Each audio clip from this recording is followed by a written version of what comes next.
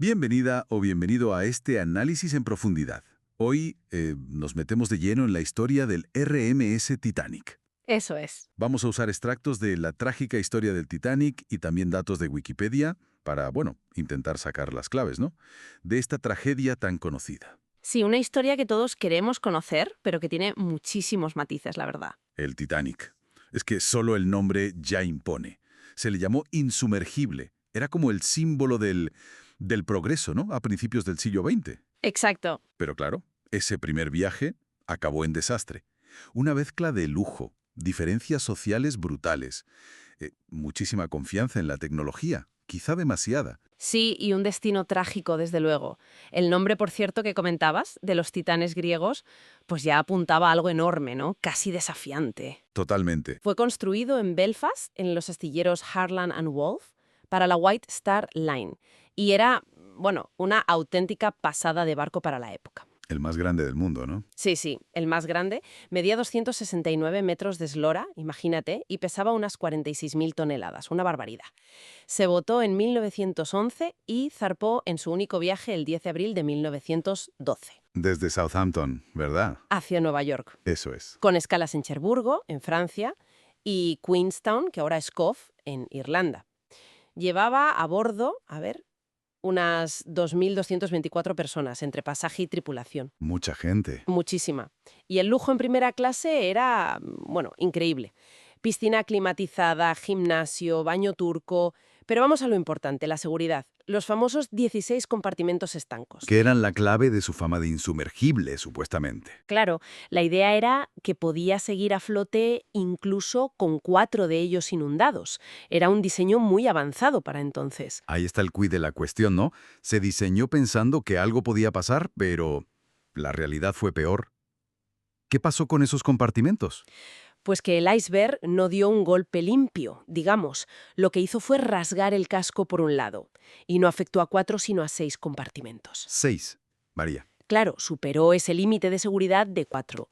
Y además hubo un problema de diseño. Los mamparos, las paredes entre compartimentos, no llegaban hasta las cubiertas más altas en toda la longitud. Así que el agua pues empezó a desbordarse de uno a otro por arriba. Madre mía. Una cadena de fallos. Sí, una decisión de diseño que resultó fatal. Y así llegamos a la noche del 14 de abril de 1912. A las 23:40, el impacto. Y en apenas, ¿cuánto? ¿2 horas y 40 minutos? Sí, increíblemente rápido para un barco tan enorme. En la madrugada del 15 de abril desapareció. En mitad del Atlántico Norte, aguas heladas. Y lo más frustrante, como decías, es que hubo avisos. Hubo varios, sí. Se recibieron, que se sepa al menos, 6 mensajes por radio ese mismo día alertando de icebergs en la ruta. ¿Mm? Pero Pero nada, no. Siguieron a toda máquina. prácticamente iban a unos 22 nudos, que son casi 41 kilómetros por hora. Una velocidad muy alta para una zona con hielo.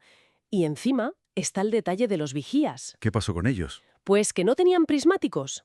Estaban en su puesto en la cofa, pero sin prismáticos. Parece ser que la llave del armario donde se guardaban no llegó a embarcarse, o se quedó en tierra, o, bueno, no estaba. Me estás diciendo que iban a ciegas, prácticamente, en una zona peligrosa, a toda velocidad y sin prismáticos. Suena increíble, pero así fue. Una suma de factores. ¿Por qué no redujeron la velocidad? Pues quizá la presión por llegar a Nueva York a tiempo, por batir algún récord, quizá un exceso de confianza brutal. La ibris, ¿no? Que decían los griegos. Exacto.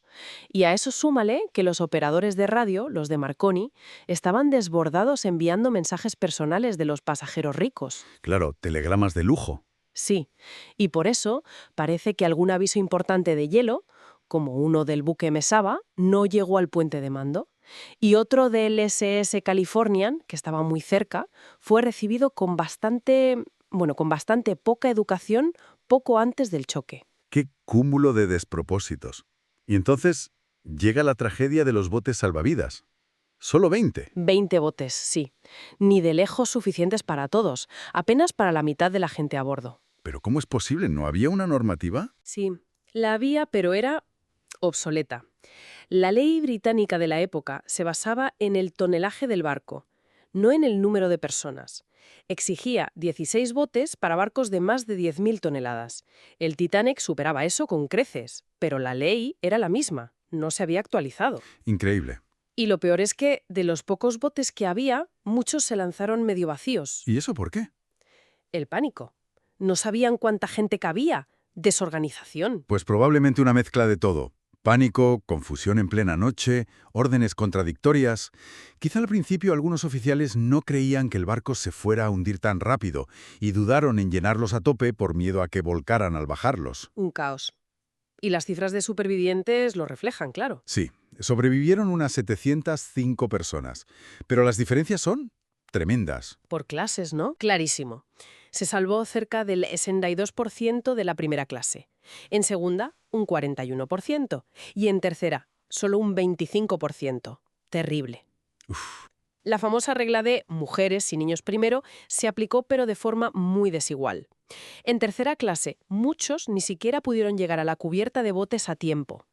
Las cifras globales también son elocuentes. Sobrevivió al 75% de las mujeres, más o menos, pero solo el 20% de los hombres. ¡Qué barbaridad! Y luego están esas historias personales que han quedado para siempre, como la de Benjamin Guggenheim. Sí, el millonario que se vistió con sus mejores galas, con su mayordomo, diciendo que estaban preparados para hundirse como caballeros, O la orquesta. tocando hasta casi el final para intentar mantener la calma. Detalles increíbles. Y otros más técnicos, como que una de las 4 chimeneas era falsa, solo por estética, para dar simetría. O la anécdota, que no sé saber si es leyenda, de la gata del barco, Jenny.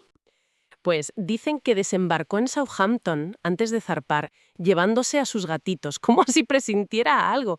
¿Quién sabe? Curioso, cuanto menos. El barco, el Pecio, tardó mucho en encontrarse, ¿no? Muchísimo. Hasta 1985 no lo localizaron. Fue Robert Ballard y su equipo. Está a 3.800 metros de profundidad.